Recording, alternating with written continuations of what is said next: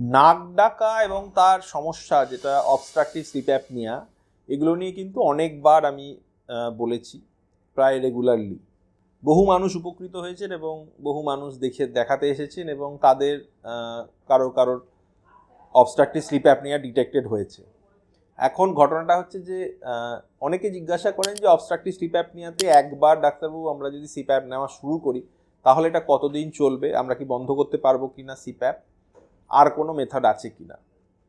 দেখুন, সেক্ষেত্রে সেই উত্তরটা দিতে গিয়ে আমরা যেটা বলি, যদি কোনো অবস্ট্রাকটিভ সিমটমস আপনার নাকের পলিপের কারণে হয়, কোনো কারেক্টেবল জিনিসের কারণে হয়, সেটা কারেক্ট করলে অনেক সময় ওএসএ থেকে আমরা মুক্তি পাই। বাচ্চাদের ক্ষেত্রে অনেক সময় অ্যাডিনয়েড বলে একটা জিনিস থাকে, সেটা একটু অপারেশন করলে ভালো হয়ে যায়। কিন্তু আপনারা যারা নাক ডাকার কারণে মোস্টলি অবস্ট্রাকটিভ স্লিপ অ্যাপনিয়ার জন্য এই জিনিসটা নিচ্ছেন, এটা কিন্তু মনে রাখতে হবে এটা একটা চশমার মতো।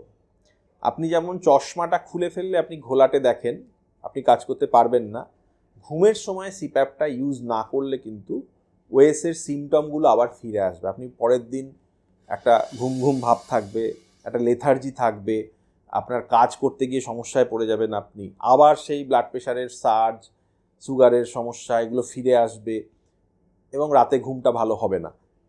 এই জিনিসগুলো কিন্তু আবার ফিরবে।